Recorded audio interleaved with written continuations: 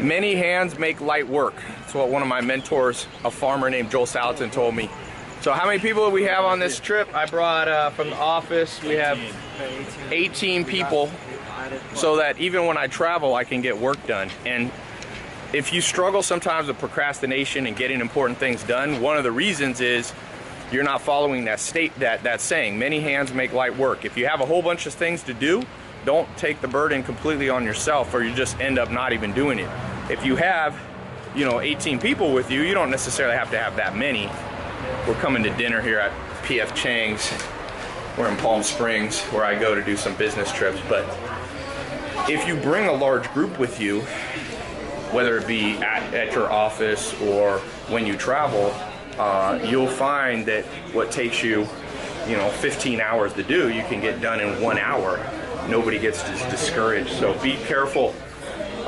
One of the reasons we procrastinate is for good reason, because we think it's too hard. That's the number one reason people procrastinate. It seems too hard. Like, people don't go to the gym, it seems too hard. So if you can surround yourself with helpful people and everybody gets assigned their job to do, then all of a sudden what seems like it's a one-day project, you're done in 20 minutes or an hour.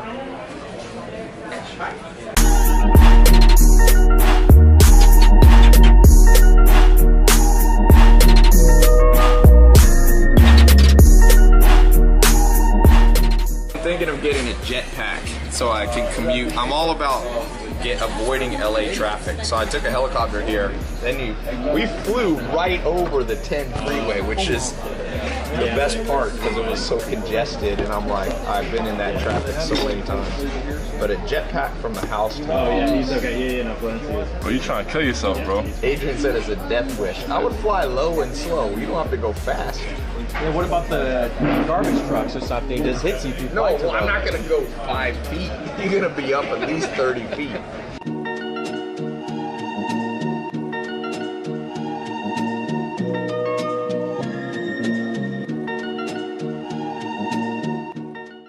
Okay, I just read a book on psychopaths. Here's a psychopath test everybody could take. If you were on a life, this is a true story, happened in the 1800s. A boat hit an iceberg. They had to abandon ship. Like 30 people got on a raft with only 7, that held 7 people. So finally, as the waves got bigger, after a couple days, the captain said, either all of us die, or we can keep 7 people on and start throwing people we all off. dying. We all dying. Okay? And so they threw people off until 7 survived. They just threw them to their death. And when they went back, one of the sailors was put on trial for doing that. And I'm not going to tell you what the outcome, whether he was guilty or innocent, but if you were on the jury, is he guilty or innocent? Innocent. All right, the people who answer the fastest have the most psychopathic tendencies. So it's how quickly you can answer this that psychologists. So I tricked them. We won't show who said it first. I want my identity protected. Why is he innocent? He killed people. I think, honestly, I was somewhat quick to say he was innocent, so I can't talk crap. I mean, justifiably innocent. but a lot. Anyway, how fast he answered. I would just do like, if God wanted them alive, he wouldn't have put. This is a psychopath. We're talking about how Scorpios are very likely to be psychopaths. Jeffrey Dahmer, Charles Manson. Did I change my birth certificate? What did you say? Terry, what were you about to say? Be honest. No, you didn't. Tell him what he said. Terry's like, shit, I would have thrown everybody off except myself. So you said that. Oh, Terry said, you point that at Terry. I did already. Okay, I got one more test. Let me see if I can remember. Oh man, it's a real slow one. No, this one's not by the speed. Yeah, right. Okay. All right. A woman meets a man. It's kind of a riddle. A woman meets a man at her mother's funeral. So she goes to her mother's funeral. There's a man there. She thinks it's the love of her life. She's met her soulmate, but she forgets to get his phone number. Okay? Forgets to get her phone number. His phone number. A month later, she kills her sister. Why? Oh, she fucked him. And she got Okay, everyone answer. You said because she cheated. Yes. The sister cheated. What do you say? Cheated. How you cheat on a girl that's not yours? Okay, whatever. She slept. She was jealousy. What else? killed him. What else? I killed him. No. Why? She killed Okay, him. that's everybody do an answer. That's my answer. So Susie goes to a funeral of her mother dies. Susie's at the funeral, her mother dies. There's a man she's never seen. She strikes up a conversation. She's so stricken by him, she thinks it's her love of her life, but she was too scared to get his phone number. A month later, Susie kills her sister. Why? Now you said it was it was because of Susie's that woman that her sister slept with the guy Susie liked. What else? Does anybody else have? Euthanasia. Her sister had a terminal disease and was going to die anyway. She didn't know. The sister killed the mom, so she's killing the sister for killing the mom. Okay. The sister killed. Okay, here's the actual answer. The true answer that psychologists thought psychopaths would say. She killed the sister so there'd be another funeral so that the man would show up. You were thinking that? Okay, but actually psychopaths don't answer that. Psychopaths answer this. She probably slept with the, she probably slept with the man she liked. Andrew said that in 10 seconds. 2 seconds. I'm deleting Andrew Cobb from my phone. No, Andrew, honestly, I thought the same thing. About 3 of us. Did you say it? What did I tell you? Cancer, and I'm Scorpio rising, so. Canada is a sweetheart, probably didn't think of any of these. I didn't know. I know exactly. That's a very innocent. Kenna on the dark triad test got a 3, 0, and 0. That's the lowest score. I got like a 2 on the second one. Oh, yeah, she got like 3, 2, 0. Whenever you date somebody, I promise you this: go to dark triad test, Google it, have them take it. If they score over 30 on anything. Maybe narcissism you can let pass, but that's it. What if you're that person? You can't let anyone else date you then. That's actually a problem that psychologists don't have the answer. What happens when you discover you're the fuck up? Oh my goodness. And the answer is, it's probably means you're gonna have a bad life because you'll attract low-level people around you. So, if you have, I met somebody, I know a girl that got a 95 on psychopathy. And I told her, 2 girls I've met, one of them, after I saw her test, I said, you committed a crime. And she said to me, how did you know? And she wouldn't tell me what it was, but I'm pretty sure I asked her questions. I'm pretty sure she murdered a girl who picked on her. So the real question is, if that 95 girl hang out with Kenna, does Kenna get worse or does that other girl get better? Oh, it's always, if you're a good score and you hang out with psychopaths, you always lose. They suck the energy from you. No, you don't want, dude, psychological profiling is my favorite thing in the world, and it's the most accurate thing in the world. I've never seen it be wrong either. Those tests are developed by geniuses. The Dark Triad, Hexaco, you can look at. There's a good book on this called The H Factor of Personality by the guys who invented the Hexaco, which is the most cutting edge one. But dude, it's now if I meet somebody, guy or girl, business partner, be like, here, take this test. People love to take it. And they answer so honestly. She answered 95. That means she answered questions like, if somebody does me wrong, I can do whatever, I can get back at them. That's like a classic psychopathic or Machiavellian. Machiavellian's more sneaky. I think, Nathan, you got high on Machiavellian. I got like 60 or 70. No, I don't think you got that high. No, you got like a third. If you wouldn't be here if you got a 7. What was that on? Machiavellian would be here, boy.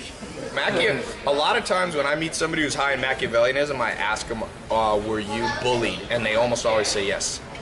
Machiavellianism comes when you can't use overt power. Like if you meet... So younger brothers? Yeah, but more like people were picked on. If you didn't grow, if you were small when you're like 13, a lot of times you'll develop Machiavellian traits because you have to use trickery to survive. Well, like that's why like some of the nicest guys I know are big UFC fighters.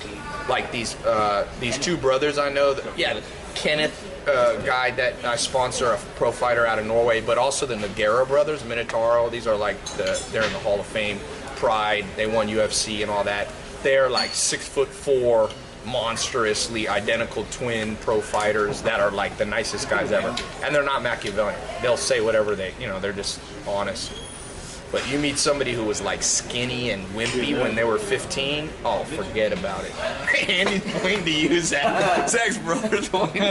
Zach used to be so skinny. I was, man. I ran around the shower to get wet. Anyway, that's enough psychological profiling. But this is, I tell you, the greatest skill. If I could have one good skill, just one skill in life, business, this, it'd be able to read people. Because if you read people, you can make money and not get ripped off. You can know who to date. You can know who your friends are. So and you can also read yourself. So then most people are blind to their own flaws. Like I pretty much have used psychological tests to find out my weaknesses. I have very low gentleness and patience. Mine are abysmally low.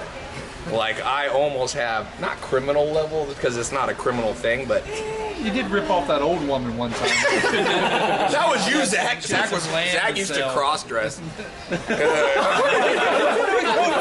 That was an older woman. That was you. He was doing the Medea thing. Came out of nowhere. No, but if you, I'm telling you, and now, and you can actually, it's a skill like anything. Just like you learn how to cook and you learn how to speak Spanish and you learn how to lift weights, you can learn how to read people. I can read people fast, and rare. Once you get good at it, it's very rare that you're wrong. But in fact, usually I'm too nice. And so if you got to create a bubble. Life is about creating a bubble and then kicking everybody out of that bubble that sucks and just keep that bubble tight with people you trust. And that's what I learned at the Amish. The Amish live in people are like, how come the Amish don't use electricity? How come they speak their own language? How come they have their own schools? I'm like, because they're smart. There's zero crime at the Amish. Zero. First time I was at an Amish house, we left for a trip, and I was like, I'll go lock the doors. And so I look at the front door. There's no lock built on it. They don't build houses with locks. There's no locks. That's all you have to know about that bubble. And now, if you ever go to prison, you have to do the opposite because about 85% of people are psychopathic or anti-personality, according to a good book, Wisdom of Psychopaths. You got about 60% have anti-personality disorder, and then you have about 25 are pure psychopaths. Yeah, everybody has a door that's locked in prison. There's no. You like that one? You like that joke? Yeah, everybody got it. Everyone's locked. If you're in prison, though, the same thing. People create their bubbles. Aryan Nation, Muslim, Latin, Muslim, black gangs, Spanish Assalamu gangs. alaikum, My baby. dad was like, I think my dad was in Spanish, when he went to prison. You got like the Crips, the Blood, the Prisses. I don't Hey, think they have Crips and you Bloods been there as before? much. So Zach, No, I read But about that's it. the main reason you don't want to go to prison, besides being behind bars, is you are stuck with other prisoners. but you get free meals. Yeah, Drew. That's a great way. That's how Drew thinks about it. Free food. Free food, shelter. You know a better thing? If you want free food, my stepdad was a huge guy, 6'7", 280 pounds. He joined the military primarily so he could eat. He There said you go. he didn't have enough money to eat all the food. He used to eat 12 to 20 pancakes for breakfast and 2 dozen eggs. Wow. He said, Oh, there you go. You know what my stepdad's advice to me? His life advice was always about food. But one yeah. piece of advice I really remember is he goes, Ty, always make friends with the chef. Yes. He said, when you go to camp in the summer, this was like, Ty, I need to talk to you, come sit down. And seriously, he had like long talks. And I was like, now I look back, I'm like, was that a metaphor, the chef? It's like, no, it wasn't a metaphor. Make friends with a person who gives you food. He's like, never piss them off. Nope. And he's like, trust me, when you're friends with them, they'll always, when no one's looking, put an extra scoop of eggs or whatever. I wish life was so easy. Skinny shit. Don't trust the skinny chef. By the way, believe it or not, chefs are one of the highest percentages of psychopaths. Oh, Chef Sean. Chefs. The worst, absolute worst. Business CEOs, Ty. surgeons. No, I'm not a CEO. I'm not the CEO. Ty, you know. It's Fortune 500 CEOs. I never wanted to be one of those. Fortune 500 CEOs. Like the world, whatchamacallit. What? Like Coca-Cola and them. Yeah, Like Johnson and Johnson. Yeah, just people. Remember the guy in Foxcatcher? Disney. Not all. It's just about 5% of CEOs are psychopaths, which is a lot. 1 out of 20. You said surgeons? Surgeons are horrible. Lawyers are horrible. Politicians are horrible. Why That's lawyers though? I never understand lawyers. Lawyers? Yeah. Cause they got to lie to finesse the. Yeah, they sometimes lie. No, lawyers not. That's why if you create a bubble, do not have a lot of lawyers in it. Don't have a lot of surgeons. So why does society always tell kids to be doctors and lawyers if they're the most psychopaths? Society's stupid, dog. Fuck what society says. Society will put you in the grind. I do not care. I care what the facts and what science says, and so I'm way more of a fan of, you know, the best person in your bubble, charity workers. Charity workers have the lowest psychopathic. Also, craftspeople, like artists, like people who paint and stuff, is very low amount of psychopaths. Another good person, like to date if you're a guy or a girl, is hairdressers. People who live to make other people. Yeah, but no, he's not a psychopath. People who live to make other people better, look better, are usually not psychopaths. People who live to further something, their career, like CEOs, people who live for the adoration of other people, like politicians, that's bad. So there's a lot of easy things you can do to make a better bubble in life. That's what we should call this video. But don't you need some type of psychopath if you want to do something in the world then? According to your logic. You know what the best place for psychopaths? The best place? Most special forces, most Navy SEALs and that are psychopaths. That's what this book says. He said he's never met a special forces person that's not on the border of being a psychopath, and that's great. And that's why the Vikings used to have a group of people called the Berserkers, who were the most ruthless of the Vikings. And so yes, psychopaths has evolved because they're usually very charming with women, so they have more kids. So on an evolutionary scale, psychopathic gene has not yet been eliminated because they're good with women disproportionately. There's not about 1% of psychopaths, but they have like 10% of the kids. So there'll always be psychopaths. Casanova? He was probably not a psychopath. Psychopath is basically, the classic traits are no guilt and impulsiveness, although there are some psychopaths that have strong ability to self-control. But what you're saying is that to be successful, you need some type of psychopath. No. Or else you just have to live to make somebody else successful, no? No, because Warren Buffett's not a psychopath, and he's the second richest man in the world. No, you don't have to. You do need, like, look, you need military people who are ruthless, and so in society, but I'm saying you don't want to hang around them all the time. No offense to the military, and I'm not talking about the military actually. It was specifically people who are like snipers, things like that are more likely. Not all of them though, remember it's just statistics. So the majority of military people are completely normal, just like the majority of lawyers, the majority of politicians, the majority of CEOs are great, but it's just disproportional in this as opposed to the regular society. And if you go to like a charity, you're going to find almost no psychopaths. There could be a charitable psychopath, but that would be so rare because psychopaths are usually extremely ambitious.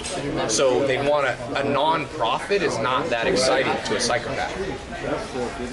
I don't think Hillary Clinton or Donald Trump is psychopaths, even though Bill Clinton and John F. Kennedy scored the highest on when psychologists evaluated who they thought were presidential psychopaths. So, and Hillary Clinton is a lawyer. Democrats. Zach's a Republican. But I would say Donald Trump, I would say they're similar. I don't think they're high-level psychopaths, though. Donald Trump's the CEO of like a Fortune 500 billion dollar enterprise, and she's a lawyer. But I don't think they are. I think Trump's just a narcissist, which is not as bad. Narcissism is, if you... Difference. Yeah, but narcissism isn't great, but it's not deadly. It's like, psychopathy is like being around somebody who has Ebola. All these doctors, I read an article, 3 doctors went to treat people with Ebola. All 3 of the doctors got Ebola and died. So, by the way, doctors... What are you? That would suck. Yeah, that's why you gotta be careful who you hang around. You're gonna try to help out people and you just... Doctors are not many psychopaths. Usually people who live to help other people. Nurses. You said surgeon, though. Surgeons are different. They like to cut people up. Seriously. And that's, I think, they think why chefs, too. They like chop. You know, it's like, ha ha ha, chopping meat up. But most chefs, The whole time, the Swedish and chef, most man, I thought surgeons. he was innocent. You know, spoke funny. Really? Swedish meatballs. All right. Peace, guys. Peace.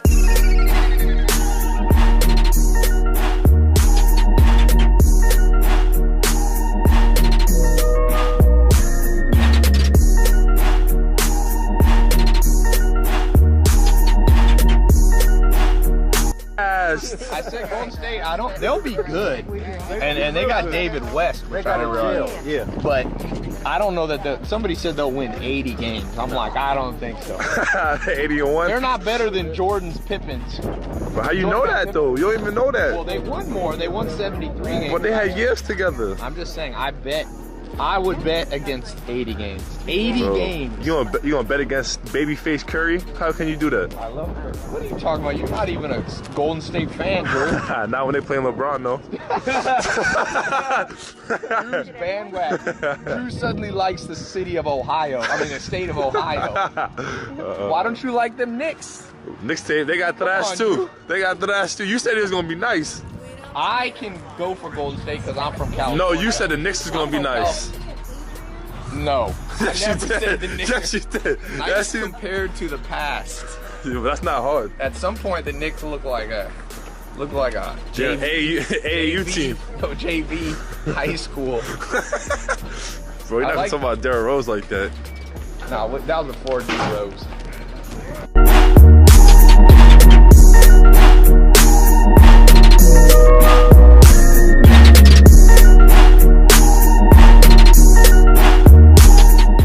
You know what though? That's not Kevin Hart's best stand-up. No, it's not. The best stand-up he ever did was that one where he talks about his friend gave him the password so that when a girl calls, not to say something, and he goes, and then he forgot his own password.